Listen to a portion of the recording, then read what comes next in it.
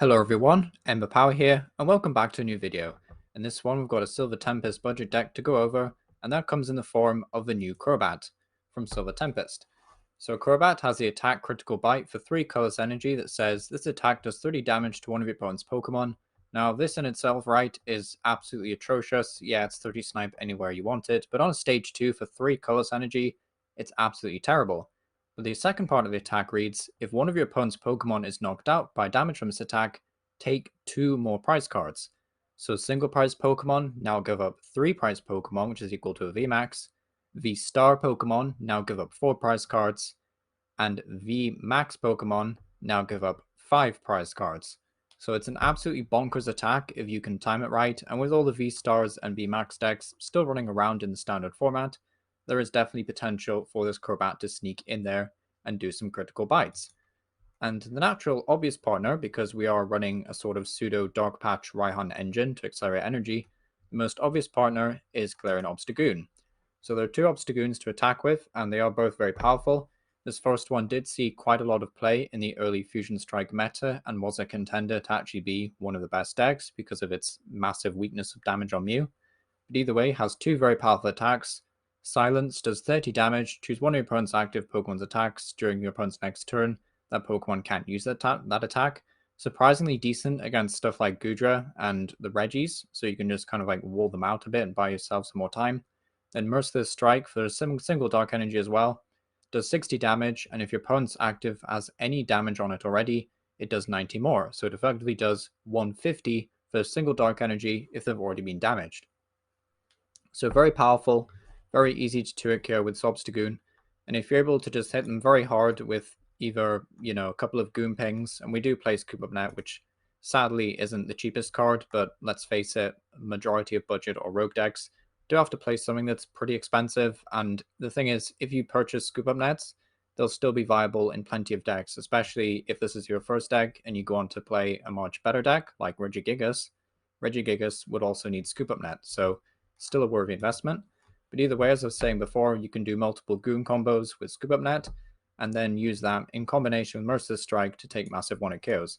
Sometimes you don't actually need Critical Bite, you can just win with Galarian Obstagoon, but because you only play a single copy of Ordinary Rod and a single copy of that Goon, then that's kind of like the whole point really is to try and use Critical Bite because it will essentially cheat you with some nice KOs. Also, it is worth noting if you're able to hit something like a Sobble, for example, or not a Comfey actually, but any other 60 HP basic Pokemon with Silence for 30, you could then, of course, follow it up with a critical bite to do 30 and then take 3 prize cards that way. It's a very powerful combo. Then there's also the Galarian Obstagoon from the Soul and Shield base set. Pretty infamous card, but we'll go over it again. 160 hit points, Untamed Shout. When you play this Pokemon for hand to evolve one of your Pokemon, that includes using Rare Candy by the way, you may place 3 damage counters on one of your opponent's Pokemon. Very nasty in combination with the critical bite Crobat because, as we mentioned before, these little squishy Pokemon that are running around, you will place 3 damage counters, you add in a single Goon Ping, that's 4 damage counters, add in 1 critical bite, and suddenly a Comfey is knocked out and gives up 3 prize cards, which is pretty scary to deal with, to be honest. And when this deck gets set up, which is surprisingly easy thanks to the consistency offered by Golbat, the built-in engine, then this deck ends up being pretty scary in a lot of matchups, and surprisingly so. So either way, we also have a thin line of, well, not thin line, it's a 4-4-4, but either way, we do have a Golbat line in here. We have the new Zubat. This one has free retreat, but it also only has 40 HP, so it is very squishy in my opinion, and I'd rather just play 3 of this very cute wool artwork from the Darkness Ablaze set.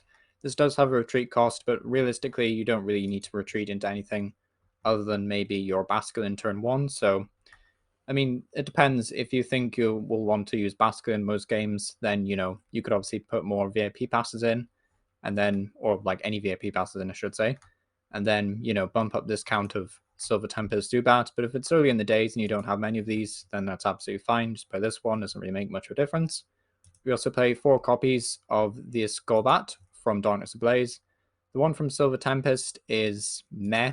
It does 30 damage for a single Dark Energy. It does have free retreat, which is nice.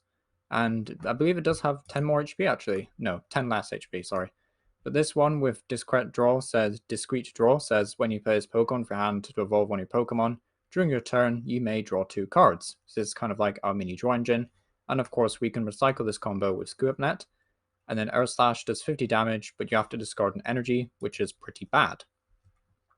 The other Crobat we play, because we do play a 2-2 split, is the Darkness Ablaze one with Drastic Draw that says when you place Pokemon from your hand to evolve one of your Pokemon, i.e. your Golbat, during your turn, you may draw 3 cards. So just nice extra draw power that we can build up over several turns. And then Wing Attack does 100 damage for 2 colorless energy, and it has free retreat as well. So very nice card overall. A surprising combo I was able to find out in testing is that Wing Attack doing 100 damage for 2 colors, followed up by Merciless Strike is 150, so that's 250 total, if you're following me so far. And then Critical Bite for another 30. It's a 3 attack combo, but it will net you 4 prize cards against a V-Star. So if you're able to take just 2 prize cards before that or after, you're essentially putting yourself in a massively positive position, I guess, to win. So it's a very potent combo, and it's a lot of fun to try out, so I would recommend this Crobat line.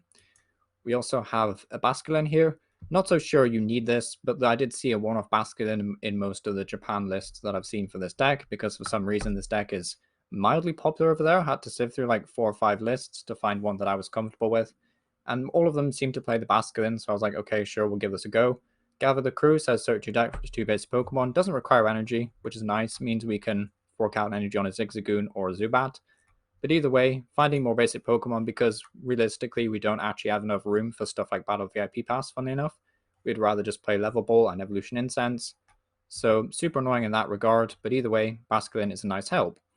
And going down here, I've scrolled too far, but I don't think it'll let me see most of them. Oh, there we go. So we have 2 Dark Patch in this deck. You could add more if you want, but I think this card is frankly too useless in some situations, and it's not worth that including that much. But because it's a great partner with Raihan stuff, I think you do kind of need Dark Patch in a lot of situations. And it will obviously help you pay for the 3 attack cost of Crobat. We also pay 3 Evolution Incense to find out our Pokemon. Evolution Incense is obviously very strong in this deck because it can also find your Golbat. They are under 100 hit points, so you can use the level ball to find them. But just being able to Evolution Incense for what is essentially a draw 2 or draw 3 is super strong. We also have 4 level balls, previously mentioned, just to find all the basics and the Golbats that we play. We also have an Ordinary Rod to shuffle in some basic Dark Energy, as well as shuffling in some Crobats we want to reuse. We also play 2 Quick Ball, 4 Rare Candies, so we can like cheat out Evolution, 4 Scoop Up Net, 1 Gapejaw Bog, just because why not? I mean, you kind of need a stadium, really, just to stay a bit of, just have a bit more control, I guess, is the word I'm looking for. Something like a collapsed stadium would be very annoying for this deck, so having a stadium is nice. Also, this one says, whenever each player benches a Pokemon, they place 2 damage counters on that Pokemon. So this will essentially make your job a little bit easier and basically set up some damage. Unfortunately, we can't run more copies of these due to how tight space is. We also play 1 copy of Veruza.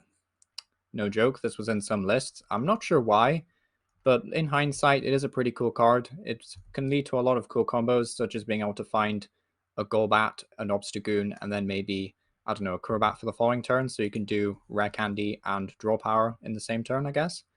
We also have 2 copies of Marnie to act as a bit of disruption and draw on some more cards.